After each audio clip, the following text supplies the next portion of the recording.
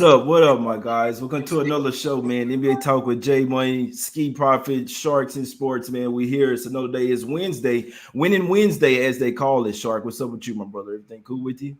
Winning Wednesday, December 15th, 2021. A blessed day to be here. We're back. It's been 4 or 5 days. We've been dominating personally. We're back to dominate the streets of NBA basketball. Skee, what's going on today, brother? It's a little bit of a different day for me. Usually I have a lot of work done, but I'm catching up. So it'll be a lot of leans for me today, or just plays that I'm looking towards today. Just trying to bounce back. I went 0-3 yesterday. I've been doing all right, but don't like that. So got to get back on track. Yeah, let's get back on track, man. Yeah, this is the NBA, right? So I mean, it's a long season. Obviously, these guys play every day, but let's go ahead and get to it today, man. Let's go straight to the streets of the Cavs, man. Probably the best team in the NBA right now. Don't call me crazy. Covering spreads for us bettors where they cover 11 straight games. What are we doing here?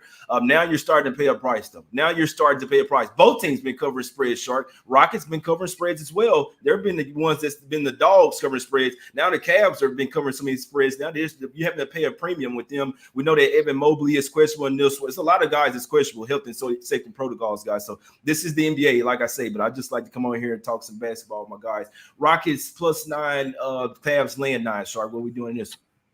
Yeah, this is tough. You said it. Both teams are 8-2 coming in here in the last 10 games straight up. If somebody told us that 2 months ago, we would have laughed in their face. The NBA has turned on its head competitively in a lot of ways. And, of course, the Rockets are a perfect example of that. They lost 16, 17, 18 in a row, and now they're on a straight-up heater.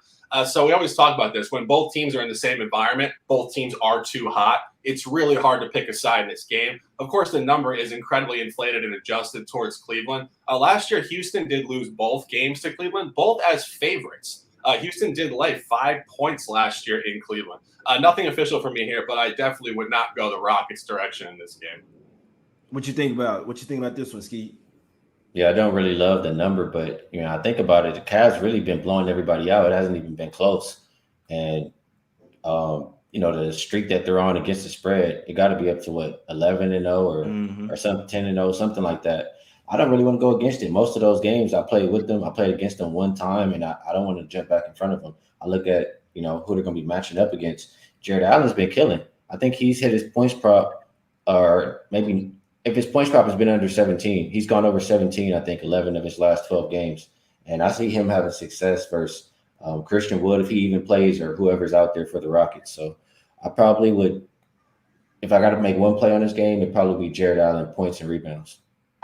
Gotcha. Yeah, I didn't make a play on this game, man. Rockets were sitting at +10 last night. I'll be honest, it's Rockets or nothing for me here. You look at both teams, absolutely red hot ATS. I want to look towards the team that's been taking the points. If you guys have been watching the Rockets, these guys have actually been balling. They're like a baby Cavs team, starting to play defense. They're playing together. They won't have Eric Gordon tonight. Christian Wood is doubtful, so obviously this. But even with that, you see the line going down. Why? Because Mobile, one of their twin towers, may possibly be down in this one. They could be looking at. They know that they can win the game without them, guys. This is the NBA. They do have the Bucks up on deck. They do have 2 days off before that, but sometimes you just have to look at who these teams play next. I can see this one as them not necessarily taking this game as serious. I think the Rockets could possibly keep this one within 4 or 5 points here. So lean Rockets plus the points for me in this one. Let's go to the next game. We'll go to the streets of Orlando. Absolutely nothing for me on this one, Shark. I'll let you elaborate on this Hawks versus Magic. Trae Young, what are we doing? The Hawks are pretty much the most unpredictable team in the league all of a sudden. They have completely flipped the script from being a home juggernaut to a road juggernaut, and pathetic at home. Who would have seen that coming? Again, it's just out of nowhere. And you look at what's going on here. Orlando comes in here off a long West Coast trip. They haven't played a home game in, I believe, 10 to 14 days. So theoretically, you'd want to fade them coming home in the first quarter. Here's the issue. Atlanta all of a sudden is a first quarter juggernaut at home and not super great on the road in the first quarter. And one final point into why this game is really difficult to cap. The last time Orlando did come home off a long road trip against a divisional opponent, they did win the first quarter against Charlotte. And again, I just think Atlanta is highly unpredictable here. This line is razor sharp. Atlanta blew them out by 18 points on a -10 at home. This opened at 7. That's your stock 3. I got nothing here. Skee? I would only look towards the Magic in this game. And just thinking about Atlanta, I mean, I understand why you say they're first quarter juggernaut, because, they get up in these games and they don't care anymore. It's just, I don't know what it is. Trae Young mentioned a while ago that, this team is don't really care about the regular season. They're just looking forward to the playoffs. So they get lackadaisical during the games and they cough up leads. So I don't trust them to cover what is it, close to 10 points in this game. And I especially trusting them on the road where they don't have a 500 record. So it'll be Magic or nothing for me. I think Magic off 2 days rest too. Maybe they get it together here at the house. Yeah, I'm with you on that, Skee. This quote that this guy gave is really just a snapshot to the NBA. If you guys saw the little show I did yesterday, I broke it down. A lot of these guys, they just don't care about the regular season. It's boring, right? So it has to be like a playoff type of game for them really to get up. Like I say, this is the NBA. There's going to be plenty of games where guys choose to sit out. Just the motivation sketchy, up 15, 20 points, then they just give it up. I'm glad they lost to the Rockets in that game. But this is the next game, right? So even though you have a Hawks team that are like that and play up and down to their opponents, when you come off a game where you've lost straight up as, 10-point favorites at the house. And another thing to talk about, the Hawks, it's actually kind of flipped here. They were trash on the road, then they were good at the house. Now it's starting to flip again. Now they've covered, I believe, the past 4 on the road and hadn't covered the past 4 at the house. So it's actually starting to flip once again. I lean Hawks, but there's no way in hell I'm laying 8 on the road, even though they should be able to get it done. Let's go to the streets of Philly here. We got the Heat versus the 76ers here, guys. Obviously, it'd be nice to have Jimmy Butler in this one going up against Joel Embiid. Is Embiid going to play, or check your clocks? Maybe 5 minutes for the time clock. Maybe Embiid's ribs. I think my ribs hurt or something. Now what are we doing here, Sharp? We got how do these fuckers not get fined from this shit? What are we doing? Well, we got the Sixers versus the Heat. Yeah, they don't get fined because the league's in bed with it. It's like Roger Goodell, the judge, jury, and the executioner. The league is behind all action points on this nonsense. That being said, when we go to the center of this game, we do find a revenge game here for Philly. They did lose 106-94 at the back end of last year to Miami. They were 1-1 ATS last year in Philly, 134 in overtime, a non-cover and a -9. Came back shorter the next day on an 8 and blew them out. The line functionality hasn't entirely mattered, although it did matter when it went to Miami at -1.5, a 9.5 split. This number, actually, if you average -9, -8, and +1.5, you get -5.167. That is your line number here. It's opened up at 5.5, 6. It's sharp. It's razor sharp. It's telling you no story. It's purely an agglomeration average of the last 3. And what you're looking at here is just a tough spot. Philly has not played a lot of home games in the last month. I believe 4. A really long road trip and 2 one-offs and I believe a back-to-back sequence, obviously with a win against Golden State. I would lean Philly here if I had to. I do think that gap between 5.167 and 6 is enough to showcase that 0.8 points worth of strength. And I talk about this all the time. Capping NBA basketball is so numerical. You have to know where the average lies. I think Miami here, obviously without Jimmy Butler and Bam Adebayo, could be a tough travel point. I don't like how they traveled at Milwaukee going back a period of time. But it's tough, and I would lean Philly if I had to here. Skee, anything on this one? Yeah, this is a game that I'm likely going to stay off, but I'll just say I don't want Philly here. I think Philly cares a lot more about the game they have tomorrow. Yeah, versus the guys that, when they look at the starting lineup, they're going to, they're not really going to be up for this game. They want to play the Nets tomorrow, man. So it's the Heat or pass for me, just for that reason, really. Yeah, I had to say that I'm with you here, Skee. It's too many injuries for me. The Heat, they will miss Hero a ton in this game. Obviously, without Jimmy Butler and Hero, it's not a ton of ball handlers that they necessarily trust. They aren't trusting Gabe Vincent and Struss just to be those guys yet. So they're going to have to tonight, though, after Lowry. It's going to have to be one of those games where Lowry goes off. This is the thing in this one.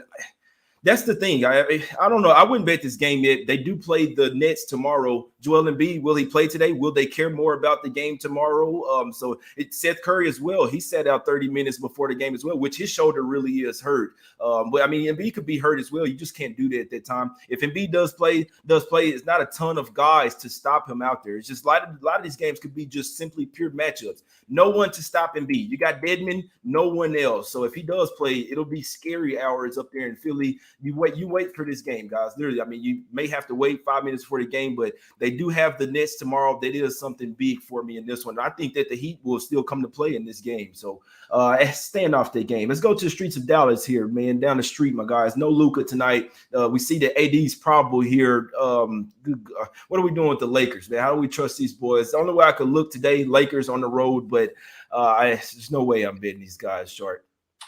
Yeah, I mean, obviously, this is a big card today, but 11 games. We're centering on 2 or 3 specifically. This is not one yet again that is really giving us a lot of transparency. Lakers did lose twice last year in Dallas. Come on, my guy. Guy going junior on me. You back, Short? Yeah. And it's telling you a story that ultimately this game probably will be very tight down the stretch. Oftentimes you see numbers like this. This could go to overtime. You're really flirting with it. And as I said, double revenge game for the Lakers. Obviously, roster ambiguity with the Mavs. They're coming off a blowout win. They've caught a couple teams napping in a row. Lakers are very inconsistent and unpredictable. There's just no way I can take a side here. Skee, your squad, man. What's up with your guys, man? Hey, they've been a little better the past couple of games, but they're playing easy teams. I'm not trying to bet the Lakers right now. I look at this game. I probably would bet it under. Lakers been going under, I think, every game, or except for one, the last 2 weeks. And Dallas, they're missing a lot of firepower too. They've been going under, I think, 4 of their last 5 games. I agree. The movement on the total, I think, is going the right direction. I think it's a lower scoring game. You got THT is going to be out for the Lakers. Malik Monk, who's he's a big piece as far as Lakers offensively to spread the floor and just everything he brings. So it'll be an under game for me. You said Monk is out? Yeah, Monk is out. THT is out. It's a lot of people out. I'm not sold on THT, bro. I don't know. A lot of people are a lot more sold on THT than I am. I don't agree with it. We'll have that conversation later, Skee, but a lot of people are a lot more sold on him than I am. Without Monk, I don't know. He's other than I don't know. He's one of their best 3-point shooters.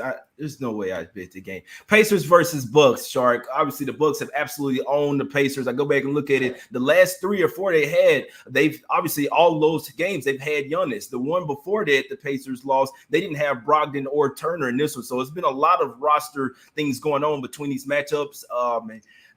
It's tough, man, because it seems like the Pacers can't get over the hump. I'm not a fan of their bench. They showed me some last game, though, versus the Warriors. Even though they lost it and pissed it away, they did show me something. It's Pacers nothing for me here. I can't get there, though. I can't bet them versus the Bucks, even though we're down young. If Middleton sits, I don't know. I may get there.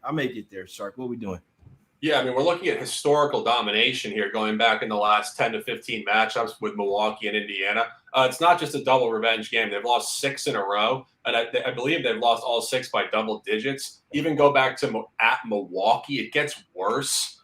Their average margin of loss, I believe, is over 20 points in the last 6 games on the road. And you ask yourself, can it get better? Sure, it can. And the line would suggest it. This opened up at Milwaukee -1. It's getting steamed, I think, by sharps. Maybe not, though. Indiana has caught wind, and the public oftentimes does like to bet teams when the other team does not have their top players. Giannis will be out. Middleton's on the injury report. Obviously, a lot of their other integral guys are in and out. We always talk about this. We'll say it again. Sirach on ice model is very real. How hard or easy is it to motivate against a team without their top players? We'll find out tonight. Can Indiana get off this ridiculous cluster of blowout losses? I don't know. I wanted to take them as well, Jay, but looking at how awful they've been, I think it's something in the mind. It's divisional. It's rivalry. And again, without players, I don't know what kind of effort I'm going to get here. What you think about this one, Skee? I'm just looking at this injury report, and it's a laundry list of guys for the Bucks. Obviously Giannis the main guy, but like you said, if Middleton's out, man, this Pacers lineup is more than capable to compete. So, and I know they said that they might blow it up, but they still got to win some games in my eyes. So I'll probably take the Pacers or pass. I just can't get behind a Bucks lineup without Giannis and possibly without Middleton. I'm like, should they? I'll be honest. So I wasn't a big fan of their bench. So I'm watching the Pacers game versus the Warriors, and they should have won that game. They pissed it away. It was really the offense late. Like if the Bucks, obviously they could clamp down here. Guys like Drew Holiday. I'll be honest. If Middleton sits here, the Bucks don't scare me in this spot. If you ask me, they will not scare me. The Pacers starting 5. They are really top heavy right now. Miles Turner, he's starting to decline. Like. His trade value may be messed up. Huh? Yeah, he is. 25. Yeah, and he's a young guy. No, I like Miles Turner, but like the way I think he needs a change of scenery. But I'm just talking some shit out. The top 5 is very heavy. Be interested if Justin Holiday comes to ball out versus his brother. Guys like O'Shea Brissett, Keelan Martin coming off the bench, balling. These guys are playing. This is what I would talk about today's NBA. guys on the bottom of the bench, guys that don't get paid that much. These are the ones that are playing hard, playing for a contract. Now, once they get the bag, that's when things will probably flip. But before they have the money, that's when they're actually playing like professional ball players in this one. It's Pacers or nothing for me here. If Giannis already out, if Middleton's out, I'll probably end up putting some on him. Let's go to the streets of only reason why I talk about this game because Stark wants to talk about it. Hey, for the record, too, real quick. For the record, I don't like Miles Turner. So I got you. He's not a bad player. He's just, I don't know. His time in Indiana's really running. The way that they're using him, he needs to be the focal point of someone's office to really see him flourish, in my opinion. Sabonis out there, it's not working. But let's go to the streets of OKC here. What are we doing? We got 8-21 versus 8-18. Shark. Obviously, I'm not even speaking their name. I like the play, but it's just like I had no interest in it. Shark, what are we doing, man? What are we cashing with, man? It's the only thing matters. I will speak the name. New Orleans Pelicans, 8-21 on the campaign. And, I like it. I like to play. What we're looking at here, first off, is a road revenge game. And you look at what the Pelicans have been doing, man. Can we call them a sneaky road juggernaut? Outright win at Utah, outright win at Clippers, and a very specific road revenge game in the division, which I'm correlating this to against Dallas, where Dallas had hammered them at home and scored 137 points. In the very next game, the Pelicans came in there and hammered them by, I believe, 16 to 18 points. You go back to what happened early season, 108-100 Oklahoma City on a -4 at home for New Orleans. And, of course, we talk about lines. It does matter. This opened up at -2.5. It should have opened up at 1 or pick. They're telling you this is going to reverse itself. And you look at what Oklahoma City's been doing. They have been getting revenge. They've kind of come off the grid a little bit. Lou Dort is not playing tonight. He's one of their integral players. And you go back 2 games ago, we had said the Lakers might go in there and double revenge them. I think you're going to see a very similar environment tonight. And final point, we talk about point per game differential. Pelicans have the worst record in the Western Conference at 8-21. Oklahoma City's slightly ahead of them at 8-18. Look at the point per game differential. New Orleans is -6.2 and Oklahoma City is -9.7. That is a 3.5-point gap for a team that is supposedly worse by flat standards in the standings. Give you all the points. Boxes are checked. New Orleans, I'm on 2.5. Official -3.5, 1 unit. Hey, I'm gonna let Shark have it, man. I don't want nothing to do with this game. Go get them. Get them Pelicans. Hey, I hope you cash, my guy. I like to play as well. I won't speak their name. I won't tell a single person to take it, my guy. But I definitely think it's cashing. They should win this game by double digits. I look at all the games. I will never tell another soul to take that team. But I do like to play. I'll be honest with you. And the Lou Dort now actually is kind of tipping the game. One of these teams in these type of games, I see which team is going to tank it away. It looks like it's probably the Thunder. Let's go to the streets of San Antonio here, man. Hornets versus the Spurs here, Sharks. Spurs laying 3.5. They've been at the house for a while. Hornets coming out. They got some players back. LaMelo Ball and guys coming back. They got Rozier. Like anything in this one? Yeah, I actually like the over in this one. I think this is a really interesting spot. I went back to last year and I looked at what happened the last time these two teams played. It was 100-97, an absolute low-scoring defensive battle. That is not how these teams play in this campaign. And you look at what happened for both teams in the last game, an under for the Spurs and a drastic under for the Hornets in Dallas. I believe 96 points scored for the Hornets there. And I go back to a lot of games that they played on the road this year, specifically at Rockets and a couple other really bloated totals recently. And the final point as to why I think this is an incredibly sharp over. Last year, the line was 223. It went under 197, and this opened up at 228. So when the line is 223 and it goes drastically under and they open up the line at a much higher figure, they're basically telling you at the back end of a homestand here for the Spurs, they're going to have one of those wide open track meet style games. Not putting this officially on record as I'm scaling this in my own personal endeavor here, but top total of the day, and I think it's a very good look, over 227.5 as I saw it most recently. I don't know what to do with this game besides, I don't see LaMelo Ball back. I see LaMelo and Ish Smith still out, but I do see Plumlee game time decision. So I'd probably get a center back in the lineup, which would help them out on the defensive end. Spurs games at home, I think they're 11-2-1 to the over. I really wouldn't want to go against that. And against the Hornets team, really no matter who's in the lineup, they still want to push the pace. I probably would go over if I had to play this game and if I had to pick a side. it'll be the rested home team in the Spurs. Gosh, yeah, no, them boys at the house. I don't bet against teams when they've been at the house for a while. They rested, not had to do any travel. I saw that LaMelo Ball got cleared to play, so I guess they send them to the G League affiliate. I guess for one day that says they're practicing with the G League squad. Him and Ish Smith are out of health and safety protocols, but that doesn't always mean that they'll play or whatever. But this is early in the day. It's like 7 hours for the game start, guys. Don't be surprised if they can. They are out of health and safety protocol, so don't be surprised if there is some LaMelo Ball in there. Come back if they get both their point guards back, definitely could help the over out in this one, and it'll flip the line as well. Next game up, we're going to the streets of Denver, man. We got to go hit the dispensary every time we hit Denver. Damn, Russell. I want to take Russell here. I believe they lost the last 10 games to the Nuggets. What are we doing? 10 times revenge game. Obviously, it's a different squad now. The Timberwolves are 4-0 against the spread last 4 in Denver. You always want to look at how teams fare in high altitude. I need Russell in this one. And I may be on the team, he's Shark. Yeah, no, I agree. We've said this numerous times. They are bipolar. When he plays, they're great. They can probably go 500 in the campaign, if not maybe slightly over 500. If he's not in there, they're useless. They get blown out every single game.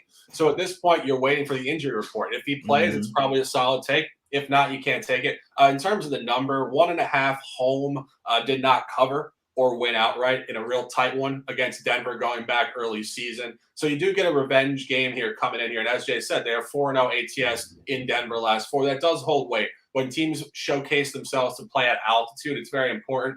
Nothing official from me here. Obviously, I think 4.5 is showing strength to Denver on a line number moving 6. I think it's very sharp, actually, if you put together an average of the last 5 to 6 numbers. I think it's a sharp number, but I think it's highly dependent on D'Angelo Russell. So we'll wait on that and maybe have some commentary later. Skee? If I'm playing this one, I don't want to go to the side. I'll go to the total, and I'm looking at it now. It's my first time seeing it, but it's already skyrocketed. It's gone up from 217 up to 223.5 or 224. So, I agree with the direction that this went. I think Denver's went over 13 of their last 15 games, or 13-2-1, maybe something like that. And Timberwolves, I know they've gone over. Let's see here, 5 of their last 6. So 2 teams that can put the ball in the basket, man. I think they continue to do it here, but getting the ass into the line because I'm waking up late is not really what I want to do. So lean over. We'll see how I decide to bet this game. Exactly. I think Russell to Beverly, they turned to an offensive team to a defensive squad real quick. Let's go to the streets of Utah here, man. It's simple. The line opened up at 8. It's up to 9.5. I agree with it. It's simple. It's playoff revenge. They won the first 2, then they proceed to lose 4 straight to the Clippers. It was Paul George catching hot. They caught wind. You see what I'm saying? They're even playing well right now, even without Paul George. And it is a little bit problem because the Clippers actually can defend the 3 pretty good. It's still, I'm not betting against the Jazz right now. Unfortunately, they come back to the house off of a long road trip, but they had 2 days off. Still, I think revenge is on their minds. I think they smacked these guys up by double digits. Jazz, the only way I'm looking at this one, Paul George or no Paul George. I actually like for his ass to come back so he throw things off and you get a better line number. Jazz, the only way I'm looking at this one, Shark. Yeah, I mean, I agree. And I think the point on Paul George is very important. Again, you want the full squad in there so you get a full motivation from Utah. And, without him, who knows what could happen with these backups showcasing some sort of superhuman ability. And you get Utah coming off a road trip, which, of course, is a tough spot. They might not come out completely guns blazing in the first half, but they have showcased the ability to absolutely turn up in the second half if they need to cover a double-digit spread. My only fear here going back last year, of course, it is this year. I know people love to say that, but you go back to that playoff series. The lines were not particularly relevant. The strongest home line was, I believe, game 5. And they laid 8.5 points. They lost outright. They did win game 1 and 2. They were 1-1 ATS, I believe, or 1-0-1, a push and a cover. It's tough for me, to be honest with you. I think the Clippers, for whatever reason, do show up well against the Jazz going back in the last 9 matchups last year. A lot of data here, a lot of stuff to look at. But, Jay, I would not disagree. I mean, you want to take the Jazz to smack them up off getting, I guess, essentially backdoored in that series. Lost 4 straight games and just completely cliffed over in that series. So total merge for me. I can't really take anything here, but some interesting points to discuss. Yeah, it'll be a lean for me to the Jazz. I think they have 2 or 3 days rest in this game, and at the house they've won 5 in a row. I just think they continue to play well here. I just I'm not a believer in this Clippers team, but they pulled it off in the last game when I know I didn't think they could. So we'll see what happens tonight. I'm probably not going to be on it, but if I had to play gun in my head, it's the Jazz. Yeah, I'm with you. Clippers, in theory, they could. Ty Lue could have some figured out the Jazz, but this is one of those games where I know they've been thinking about it all summer. You got put out. They know they had the number 1 seed. This guy's been waiting on these motherfucking Clippers, if you ask me. I think the Clippers been playing way over their head as well, and I think the Jazz have the defense that can hold them down with George or without him. So this line is high. I'll be honest. I do think it's high for a reason. You look at all the major offensive categories, the Jazz lead every single one of them, my guys. 2 more games, 1 more game to me. Grizzlies versus Blazers, my guys. We got to get out here pretty soon. It's a tough game, right? The Blazers at the house, they've been absolutely terrible. The Grizzlies been balling. I don't know. Funny feeling about this game, if you ask me, man. The Blazers kind of woke up last night. They did. So we'll see what happens. No, the Grizzlies been balling out. I'm not in a hurry to bet against them, but I'm also not laying the points with them on the road tonight, Shark. You got the hat on. What are we doing? Official play, Memphis, Vancouver Grizzlies on the hat, a throwback, but Memphis -2.5. And again, I think you're onto something. Portland will turn a corner here.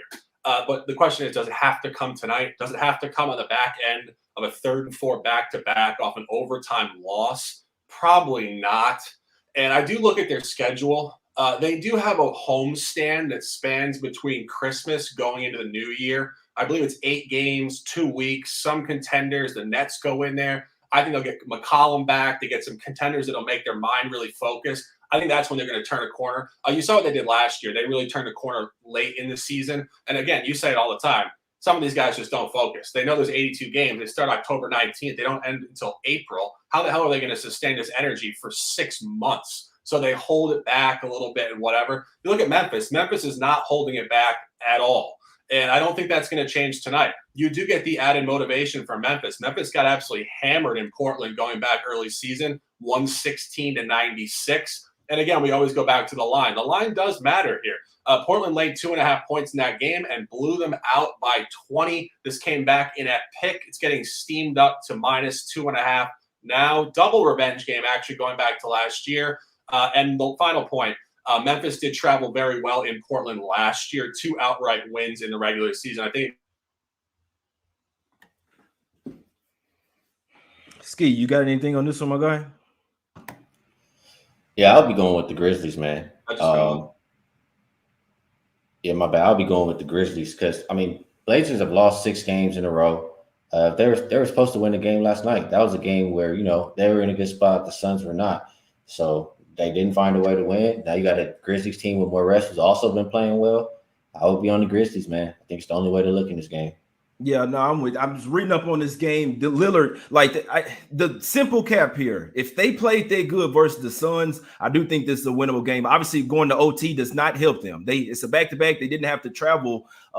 Grizzlies been red hot right now without Ja Morant. So obviously, if you guard up on Bane and Jaren Jackson Jr., make the rest of the team beat you. We'll see how they look. They did have a team meeting before last game. That's why they came out so well in that game. Like, I'm watching the game, I'm like, damn, these motherfuckers, every time the Suns got up 14 and then they get it back down to 1, right there before the half, actually took the lead. It was actually a crazy game. So they end up losing it, but it was a key to me that's in, okay, Dame talked to the team. They stopped bullshitting around. They got a lot of their defensive guys back. I wouldn't be a bit surprised to see a bloodbath in this one. It's Blazers or nothing for me in this game. Last game up, guys. Be real quick. Wizards versus the Kings. Kings come back to the house. They don't even have their coach now. Their acting coach, Gentry. Not sure what to do with the team.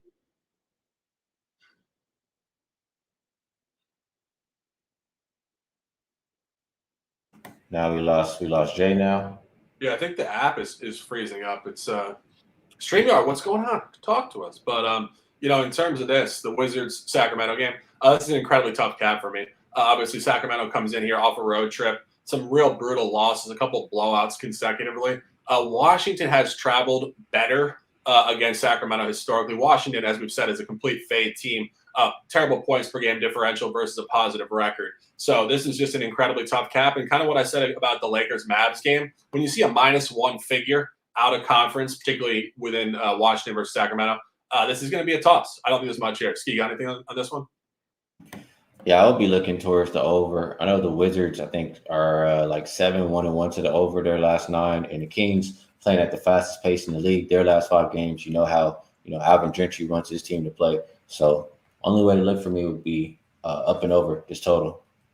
Yeah, sorry I cut out there, guys. My whole shit shut down. Wizard, I'm glad it kept going though. Glad the live didn't shut down. It's Wizard nothing for me here. I want to bet the Wizards. This game doesn't come on until very late. I have plenty of time to bet this game. There's no way I bet the game this late, this early. Wizards are nothing for me. Shark, break them out for your officials before we get out of here. Oh, yeah, absolutely. You're looking at the buy hat, -2.5, all points and boxes checked. And we go back to the Grease Fire special. But again, we talk about this all the time in college basketball. Consistency to the inconsistency oftentimes happens with teams that are theoretically worse. Top pros are right on the average. Lesser teams have a lot more volatility, and we try to find those points. Pelicans -2.5. It's now 3.5. Great spot, road revenge game, and all the numbers checking it. And we appreciate you guys. Beautiful day. Ski Profit cutting off with any officials. December 15, 2021. An opportunity to dominate. No, I haven't. I barely I haven't even looked at these games enough like I should. What I was talking about today is, the light work that I was able to do in my league. So I need a little bit more time, and I'll make some of the games I was talking about official. Got you. It's a heavy slate today, guys. It's not you don't have to force any bets right now. Wouldn't talk anybody out of waiting this info. We got 35 players in the NBA that are in health and safety protocols. It's not even counting the coaches and assistant coaches, guys. So it's a different day and time. It's a different world these days. I wouldn't talk anybody out of waiting right before the games to make your bets, man. We appreciate everybody for tuning in. That's the show. You follow my guy on Twitter. You can follow my guy on Twitter at Sharks and Sports. Follow my guy as well at Ski Profit. Man, we out, my guys.